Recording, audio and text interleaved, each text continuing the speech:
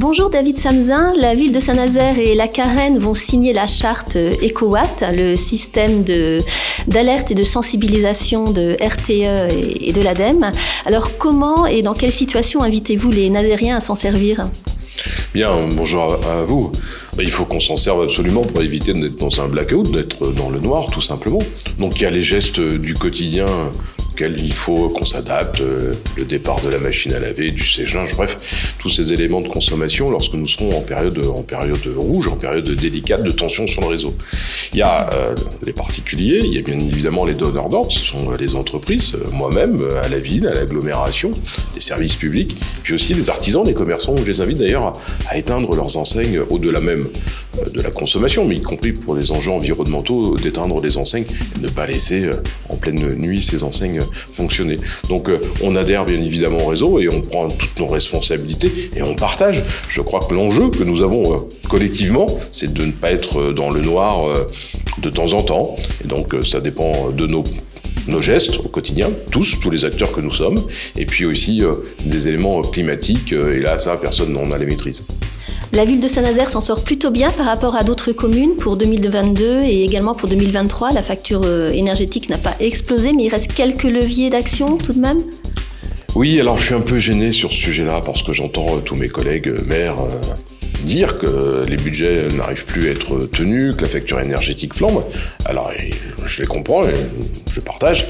Saint-Nazaire, c'est pas exactement la même situation. Je rentre pas dans la technique parce qu'avec le CIDELA, un groupement de commandes, on achète notre énergie au quotidien à N-1 globalement. Et ce qui fait que le coût énergétique, on le subit pas du tout de la même façon, qu'il n'y a pas permettez-moi cette expression, il n'y a pas le feu dans le lac sur ces sujets. Néanmoins, il y a des enjeux environnementaux. Donc, baisser nos consommations, c'est quoi qu'il arrive, baisser nos factures, quel qu'en soit le coût de l'énergie, et puis c'est aussi d'être plus respectueux de notre environnement. Donc tout ça est vertueux. Donc au moment où je vous parle, nous ne sommes pas dans la même situation que d'autres communes, on est plus serein ici, grâce au travail que nous avons effectué dans l'acquisition de nos énergies. Et puis autre élément, depuis 2012, sur ces sujets-là, nous sommes de plus en plus vertueux et il y a eu beaucoup d'investissements, il y a eu aussi beaucoup de changements de nos fonctionnements, et je remercie les services qui nous ont accompagnés et qui ont changé leur propre fonctionnement, ce qui fait qu'aujourd'hui, nous maîtrisons bien nos consommations, même s'il faut encore continuer nos efforts. Vous annoncez une baisse de température dans les piscines tout de même ? Oui, petite baisse de température dans les piscines, on peut l'annoncer, mais je ne suis pas persuadé que nos nageurs le verront. Mais nous ne sommes pas dans les mêmes situations que d'autres communes où il faut serrer partout. Petite baisse ici, changement de pratique ici ou là, et puis on regarde un petit peu comment être plus innovant. Mais le message que je voudrais adresser, j'ai bien vu tous mes collègues maires dès le mois de septembre, octobre annoncer on change tout ici. Eh bien nous, on l'a déjà fait depuis longtemps. Les premiers gestes majeurs ont été effectués en 2014. Et aujourd'hui, vous l'avez dit, moins 18%, c'est quand même pas neutre, c'est pas venu du ciel, c'est bien une volonté politique et c'est des services qui se sont adaptés. Sur le plus long terme, qu'envisagez-vous ? Il y a la rénovation des bâtiments qui va se poursuivre, mais et également la production de chaleur. Plusieurs sujets. Vous savez, nous sommes une ville de la reconstruction, on a un patrimoine vieillissant, on a des consommations importantes sur certains gymnases, sur certaines écoles. Alors ça demande des millions et des millions. Je l'ai annoncé, c'est plus d'1 milliard d'investissements jusqu'à 2029, toute politique publique confondue. C'est au sujet d'un meilleur confort pour la population, pour nos jeunes, pour toutes celles et ceux qui fréquentent nos bâtiments, mais c'est aussi des éléments énergétiques majeurs.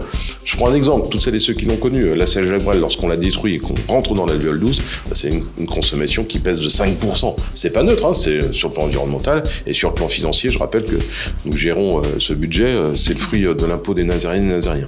Après, c'est comment on produit nos propres ressources et notamment nos propres chaleurs. Donc il y a des réflexions, il est trop tôt pour les annoncer, pour dire ça y est, on va le faire à tel moment de la mandature. Mais réseau de chaleur, mutualisation sont des sujets sur lesquels nous sommes. Et ce qui, moi, m'intéresse, c'est un peu l'ADN de cette ville, c'est qu'on travaille là aussi public-privé, entreprises, collectivités. Et puis, on va aussi révéler le rôle des uns et des autres, et notamment, je pense au parc de Brière, qui a un rôle majeur dans la captation de carbone, et il faut que tout le monde en prenne conscience. Merci David Samzin. Merci à vous.